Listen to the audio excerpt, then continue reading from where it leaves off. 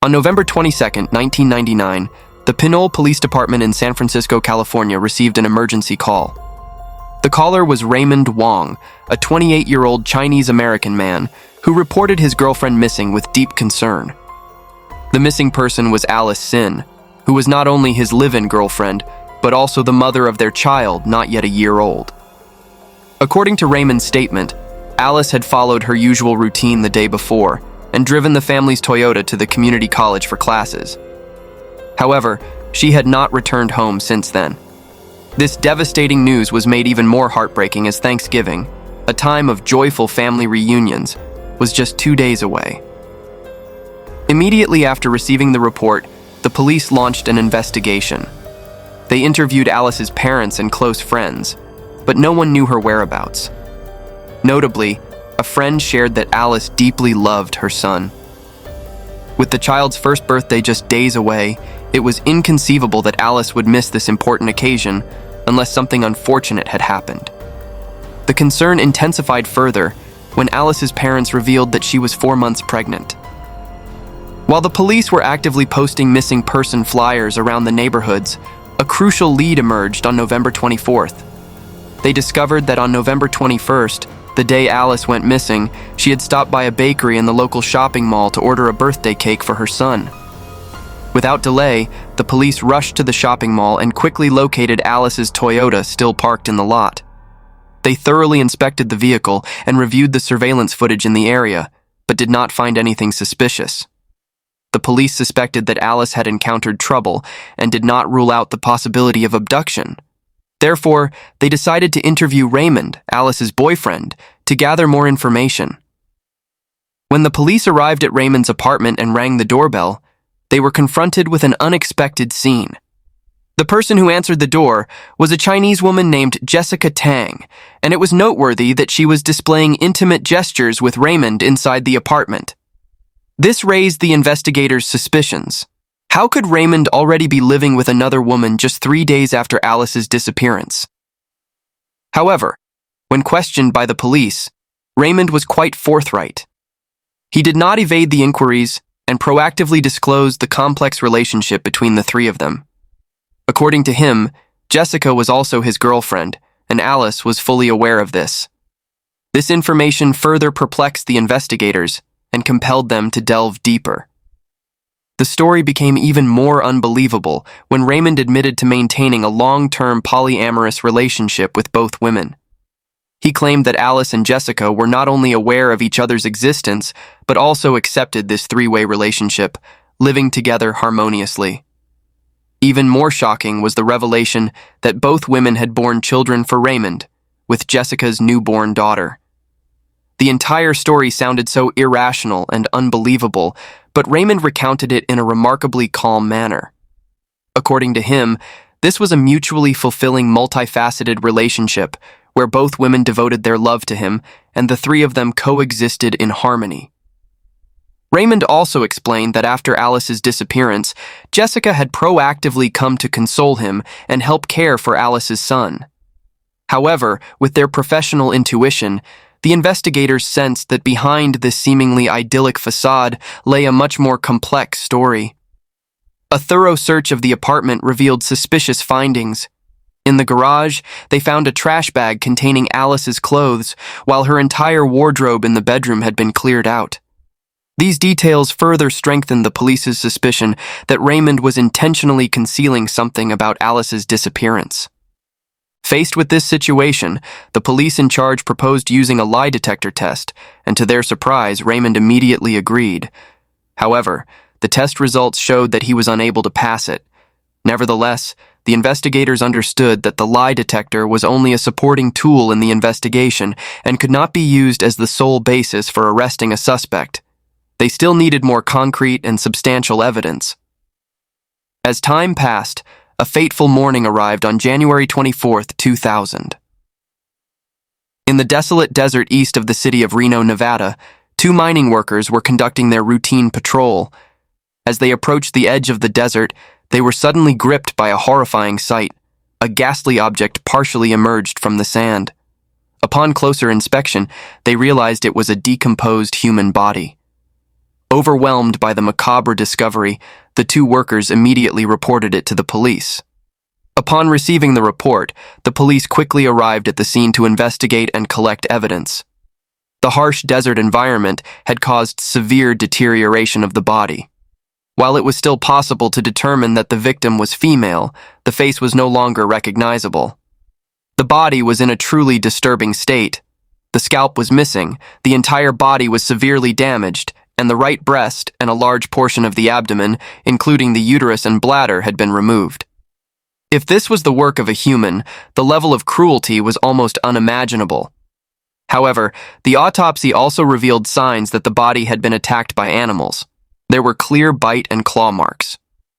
An interesting detail was the position of the victim. Her legs were spread wide, and her feet were pointing towards a cave, later identified as a coyote den. Therefore, the police surmised that the missing body parts had likely been consumed by these animals. However, a series of new findings quickly eliminated the hypothesis of a wild animal attack. On the victim's body, the police discovered multiple gunshot wounds, and they also found scattered shell casings on the ground around the site. This evidence clearly indicated that this was a homicide, and the location was the original crime scene. During the examination of the crime scene and evidence collection, the investigators also found a noteworthy detail in the victim's clothing: a number of arcade game tokens engraved with the letters NOW and ZOG. The meaning of these symbols remained a mystery to the investigation team. Nevertheless, the pressing issue at the moment was to determine the identity of the victim. Forensic experts estimated, based on the decomposition state of the body, that the victim's time of death was between a few weeks to a few months prior. The police quickly cross-checked missing person reports and conducted DNA tests along with dental record comparisons. The results showed that the victim was Alice Sin, the woman who had gone missing 2 months earlier. Notably, the location where the body was discovered was about 300 kilometers away from Alice's home. The question was, why was she in this remote location, and what had led to her gruesome death? According to the assessment of the lead investigators, the fact that the perpetrator had transported the victim to such an isolated area to commit the murder and dismember the body indicated that this was not a spontaneous act, but rather the result of deep-seated hatred. Particularly, the distinctive arcade game tokens found around the body bore the noteworthy abbreviations NOW and ZOG, which were identified as shorthand for New World Order and Zionist-occupied government, both organizations associated with white supremacy ideologies. These clues seemed to be pointing the investigation towards a racially motivated homicide. Pinole, a city in the East Bay region of San Francisco, California, where Alice resided, is located in Contra Costa County. Although it has a relatively small area of 13.8 square miles, the city has a fairly diverse population. White residents account for over 30%, followed by a significant Asian American community. California is known to have the most severe racial discrimination issues in the United States, with many crimes targeting Asian Americans. This led the public to question, was Alice's death related to a racial hate crime? However, based on their investigative experience, the seasoned detectives concluded that the signs of racial bias might just be an elaborate attempt by the perpetrator to misdirect the investigation. The autopsy report revealed horrifying details. Alice had been shot a total of 4 times, 2 in the chest and the remaining 2 in the temple and center of the forehead. Her face had been doused with sulfuric acid, and most shockingly, her uterus had been deliberately removed. This last detail suggested that the killer might have been trying to erase evidence of her pregnancy. So, who was the most likely person to have murdered her? The investigators shifted their focus to Raymond, as they had harbored suspicions about him from the very first interview. To uncover the truth, they decided to delve deeper into Raymond's past and his relationship with Alice. Alice Sin was born in China. When she was 3 years old, her family immigrated to the United States, choosing San Francisco as their new home. From a young age, Alice was the pride of her parents with her outstanding academic achievements. Her talent and dedication were demonstrated when she earned admission to the University of California, Davis, one of the top public universities in the U.S. With this prestigious acceptance, a bright future seemed to be awaiting Alice. However, her parents could never have imagined that a romance blossoming during her college years would become the fateful turning point that would change the course of their daughter's life. During her freshman year in college, Alice began dating a young man named Tom. Their student romance was simple and pure. They were compatible in personality and enjoyed the joys of youth together, hardly ever leaving each other's side. However, a party that Tom took Alice to become a defining moment in her life. It was there that she was captivated by an Asian-looking man. His name was Raymond Wong, a 26-year-old technology consultant. Both Raymond and Alice were immigrants. While Alice's family came from China, Raymond had immigrated from Hong Kong with his parents since childhood. Their shared experiences of immigrant life created a special bond between them. For a freshman like Alice, the image of the successful tech entrepreneur that was Raymond proved irresistible. It wasn't long before Alice decided to end her relationship with Tom and embarked on a passionate romance with Raymond. Their new relationship had barely progressed when a surprise occurred. Alice discovered she was pregnant. This news was like an earthquake, shaking the burning passion between the two. Alice now faced a life-altering decision. Should she continue on the promising path of her education or step into the role of motherhood at such a young age? After much inner turmoil, Alice made the final decision. She chose to keep the baby. This decision was driven by her deep love for Raymond, as well as her inability to abandon the life growing within her. To pursue motherhood, Alice had to put her college dreams on hold. While deeply saddened to see their daughter give up such a valuable educational opportunity, Alice's parents still respected her decision and offered their sincere blessings, for they understood that becoming a mother is a sacred journey for a woman. Afterward, Alice moved in with Raymond and began a new chapter in her life. After the baby was born, she truly became a loving mother. Although she had to care for the child during the day and attend classes at night, Alice felt her life was filled with joy and happiness. As for Raymond, he also demonstrated responsibility, not only providing amply for the small family, but also succeeding in real estate investments. On the surface, this appeared to be a perfect happy family. However, a crucial question remained unanswered. When did Raymond start his polyamorous relationship? And what made Alice accept such a compromising situation? Emails extracted from Alice's account gradually revealed a heartbreaking truth. Completely contradicting Raymond's claim of a harmonious three-way relationship, the discovered emails painted a very different picture. Alice and Jessica were indeed aware of each other's existence, but they were in fact bitter rivals, not accepting co-wives. The exchanges between them were filled with hatred and vicious attacks, with each woman asserting that she alone deserved Raymond's love. The tragedy became even more bitter when an email from Alice to Raymond was uncovered. It revealed that during the period when Alice was pregnant, when she needed love and protection the most, Raymond had betrayed her by returning to his ex-girlfriend Jessica. The letter expressed Alice's anguished but hopeful plea, begging Raymond to recognize his mistake and come back to care for their unborn child together. However, the subsequent events completely dashed her hopes. Furthermore, in the course of the investigation, the police discovered an intriguing detail. Alice had purchased a $2 million life insurance policy, with the surprising detail that Raymond was the sole beneficiary. This, combined with the pre-existing emotional conflicts, made Raymond the prime suspect in the case. As soon as Alice's body was found, the police immediately sought out Raymond, but they were too late. Raymond and Jessica had already fled to Canada without leaving any information about when they might return. Armed with a search warrant, the investigators searched the house and made a disturbing discovery. All traces of Alice's presence in the home had been erased. Instead, the place was filled with Jessica's belongings, as if she had quickly taken over the role of the woman in this family. The forensic examination of Raymond's personal computer yielded shocking findings. The technical experts were able to recover deleted data and uncovered a horrifying collection, thousands of hours of snuff films, a genre depicting real-life killings. Most of the victims in these videos were brutally murdered, tortured, and assaulted women, reflecting the severely disturbed mindset of the owner. Furthermore, in the email exchanges between Raymond and Jessica, the investigators found content that further corroborated the motive for the crime. In these messages, Raymond assured Jessica that she no longer needed to harass and threaten Alice, as he would find a way to take care of her. Raymond also advised Jessica to be patient, as if hinting at a pre-planned scheme. By this point, the police were almost certain of Raymond's culpability when an unexpected development occurred.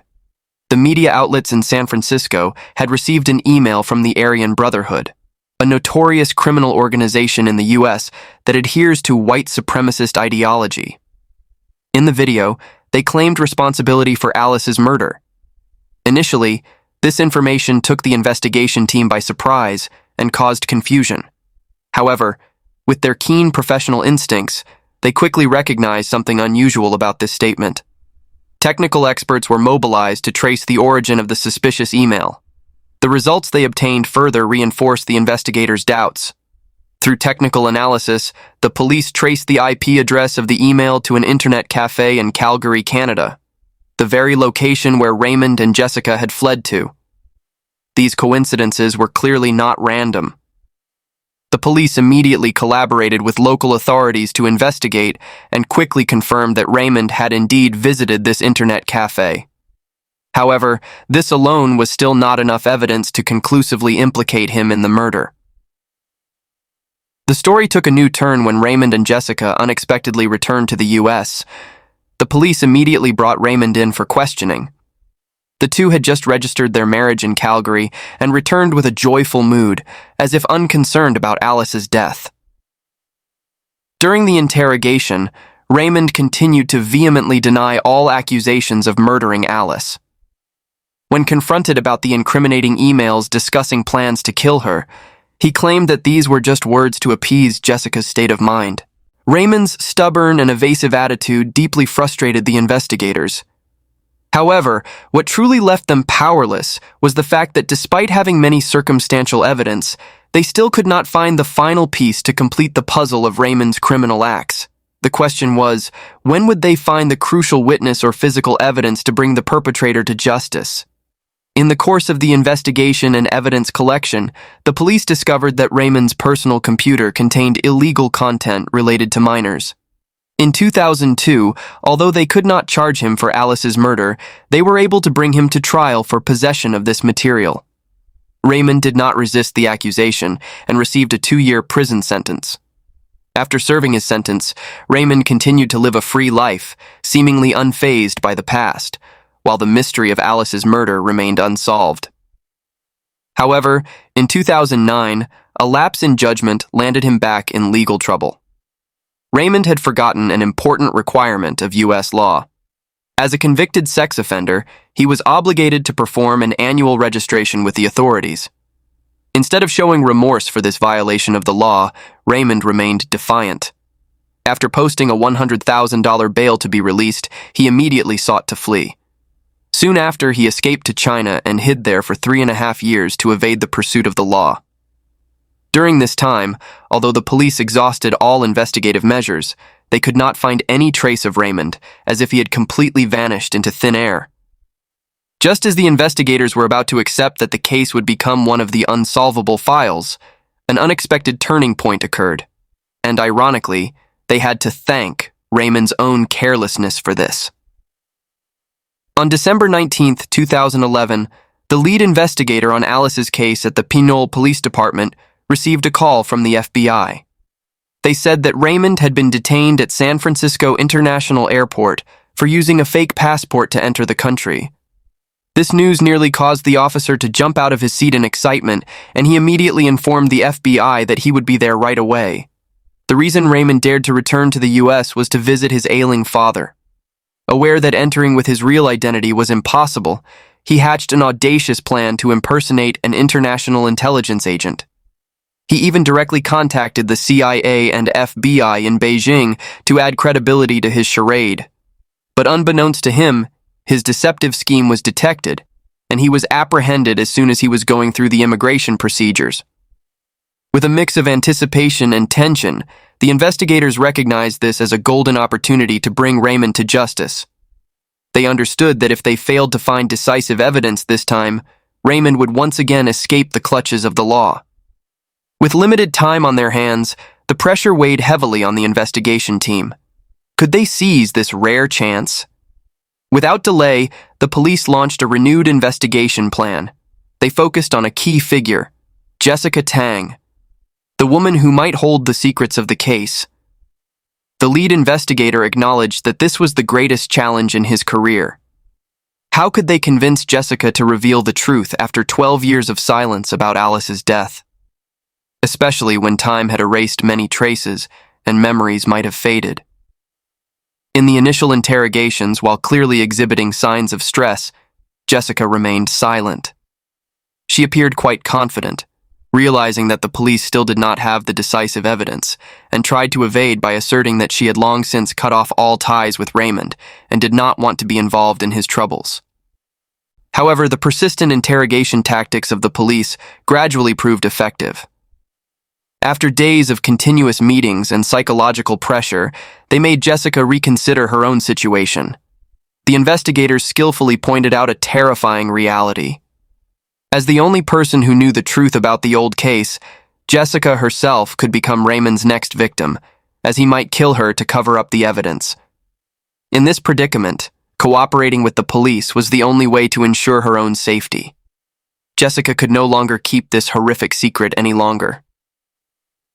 With a trembling voice and a state of panic, she began to recount the details of the fateful trip to the desert, a journey that had ended in a gruesome crime.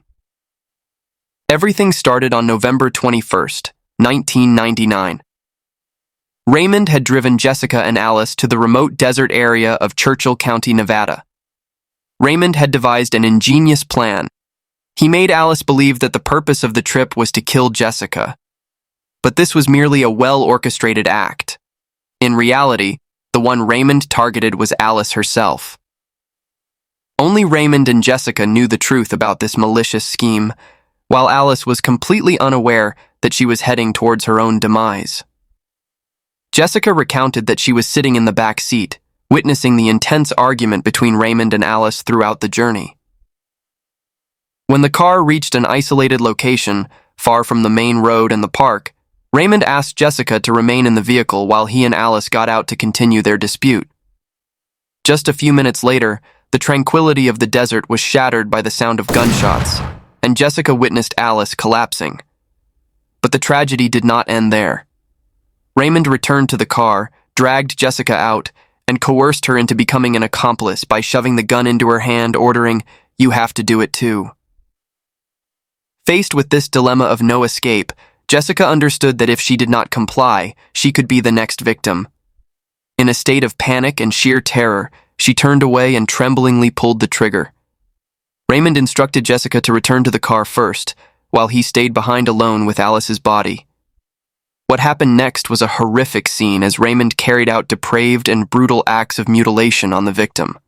To cover up his crime, he scattered the game tokens engraved with the symbols of the white supremacist organization around the body, in an attempt to misdirect the police investigation towards a racially motivated crime. With the detailed confession from Jessica, the police had sufficient grounds to arrest Raymond for murder. The investigation continued to uncover more important clues. They discovered that on the way to the desert, Raymond had stopped at a rest area, and later they found a witness at that location, further corroborating the evidence against Raymond. On May 27, 2015, after 15 long years since the crime occurred, justice was finally served. In court, with the irrefutable evidence and testimony, the jury reached the final verdict. Raymond was guilty of first-degree murder. The sentence was 50 years to life, ensuring that this brutal killer would pay the price for his crime. As for Jessica Tang, while admitting her role as an accomplice in the case, she received a reduced sentence of 5 years of probation due to her severe heart condition. It has been 15 years since Alice's tragic death, and justice has been served. In 2018, Raymond attempted to appeal the sentence, but the court dismissed his request. Now, this murderer will have to spend the rest of his life behind bars, with no more opportunities to harm any other women. Looking back at this case, the local prosecutor in charge lamented, "21-year-old Alice was a warm, loving mother and a grateful daughter. She deserved an extraordinary life." In recent years, we have often heard the term love-struck brain. It refers to those who, in the throes of love, lose their rationality and self-awareness, caring for nothing else. Imagine if, at 19 years old, Alice had not given up her precious opportunity to study at a top American university for the sake of love. Would she have had a completely different life? If she had chosen to leave when she discovered her boyfriend's infidelity, could she have avoided that fateful journey to the desert? On September 11, 1996, a horrific incident occurred in the Yangpu district of Shanghai, China. An elementary school teacher named Yang Yuxia used acid to disfigure the faces of a mother and daughter, leaving the 8-year-old girl completely blind in both eyes. This tragedy stemmed from an extramarital affair, as the victims were the wife and daughter of Xu Guochu, Yang's secret lover. Yang Yuxia was born and raised in an ordinary family in Shanghai. Her parents were just regular workers, but they greatly valued the importance of education. Although their family was not wealthy, Yang's parents were steadfast in supporting their daughter's pursuit of academic studies. Thanks to her tireless studying, Yang was admitted to a local teachers' college. After graduation, she was assigned to teach at an elementary school not far from her home. Even as a respected teacher, Yang maintained a reserved and introverted demeanor. She had few close connections with those around her, including her own parents, due to the psychological and generational gaps. This sometimes made Yang feel lonely as she faced her work alone. Fortunately, Yang Yuxia always fulfilled her teaching duties with a strong sense of responsibility. Her career gradually became more established, and she became a beloved teacher among her colleagues and students. Sometime later, Yang was fortunate to meet Zhang Mo, the first man in her life. Zhang Mo was a gentle and attentive man, and he quickly captivated Yang's heart. This was Yang's first experience of romantic love, and she completely fell into Zhang Mo's web of affection. Immersed in the sweetness and happiness of this relationship, Yang and Zhang Mo made plans to get married. Yang had prepared dreams of a cozy marital life with him. However, for some inexplicable reason, just as they had become very intimate, Zhang Mo suddenly proposed to end the relationship. This unexpected breakup was like a bucket of cold water, completely shattering the marital dreams Yang had just built. She was wounded and shocked by this sudden action, unable to understand why Zhang Mo abruptly abandoned her after all they had been through. In the absence of anyone to confide in, the constant emotional turmoil also caused Yang to develop hatred towards Zhang Mo. After many failed attempts to reconcile, she set fire to the electrical appliances in his home, completely severing ties with him. From this point on, it was clear that although Yang Yuxia appeared calm on the outside, her inner psyche was far from peaceful, and in fact had become increasingly disturbing. After the collapse of her relationship with Zhang Mo, Yang gradually regained her composure. In 1991, during a school event, she met Li Chunsheng, a man with good education, knowledge, and vision.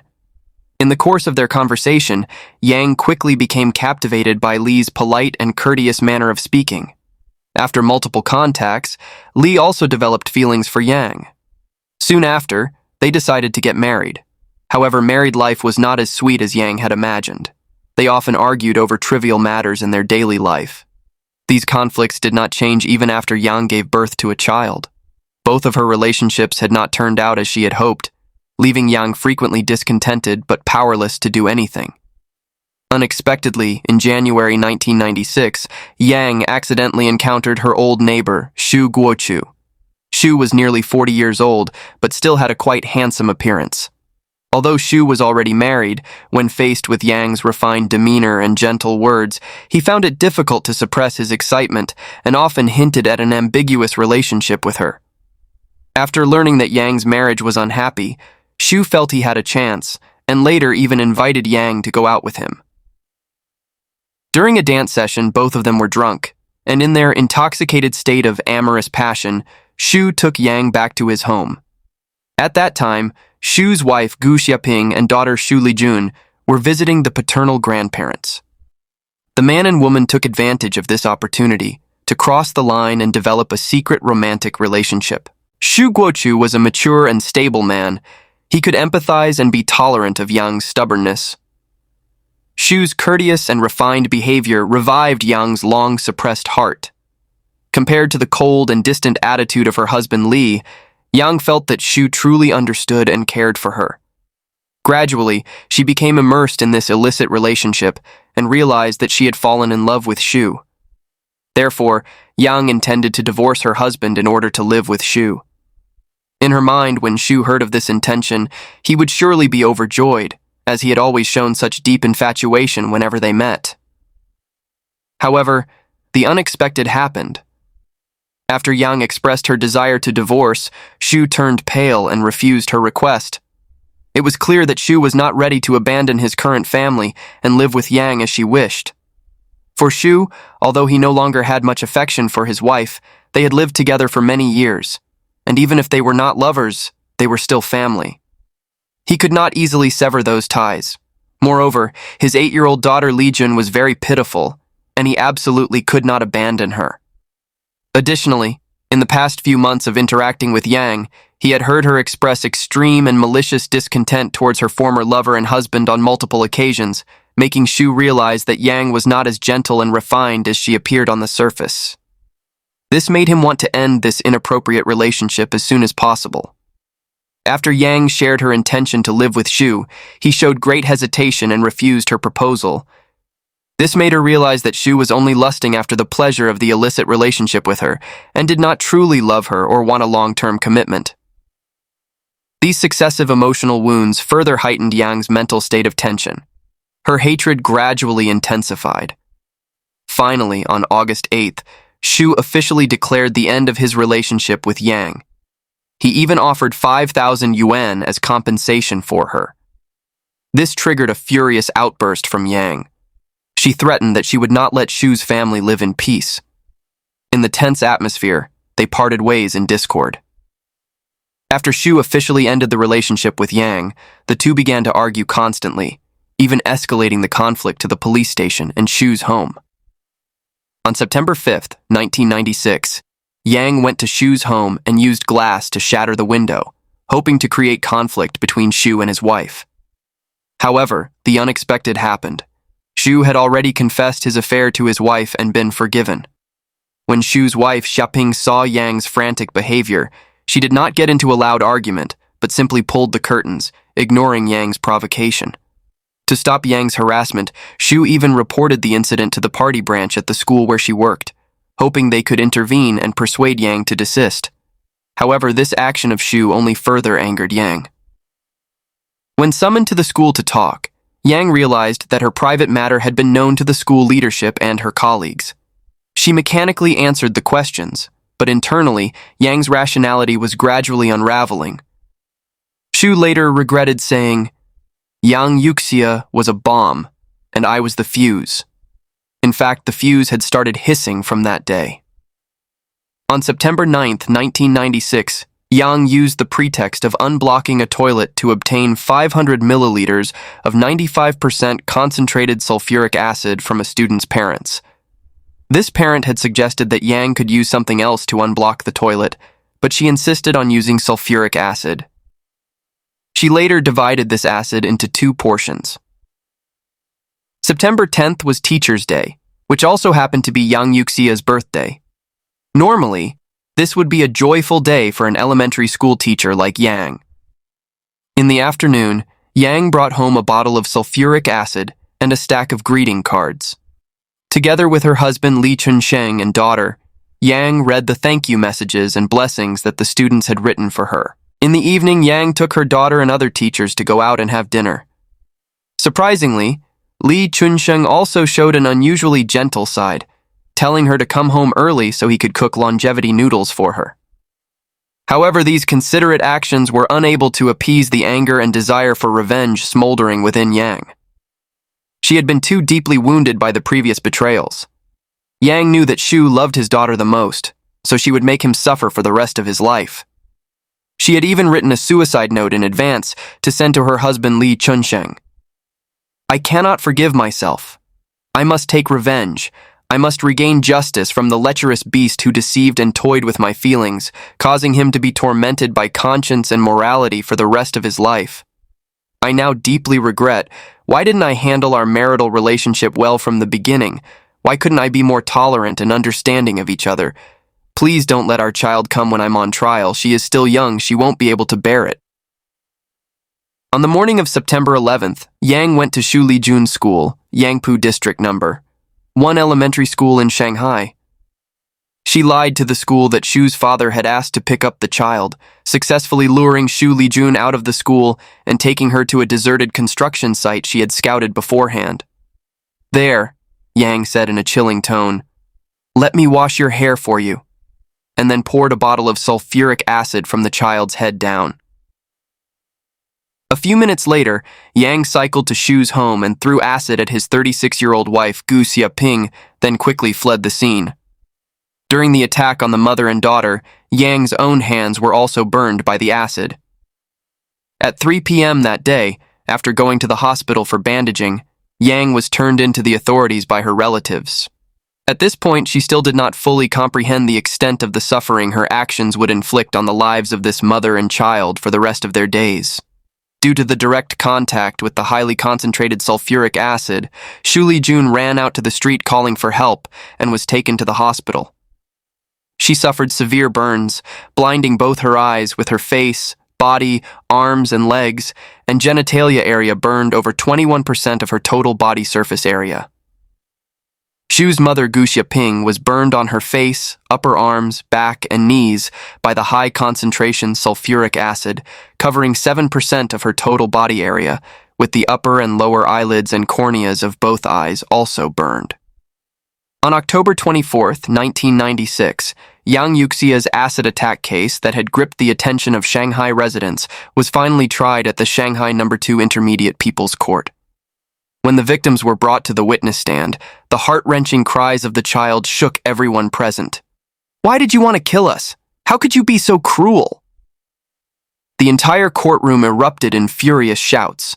The judge had to pound the gavel multiple times to restore order as people's emotions were highly agitated. The agonizing sight of the child and the mother's screams traumatized all present.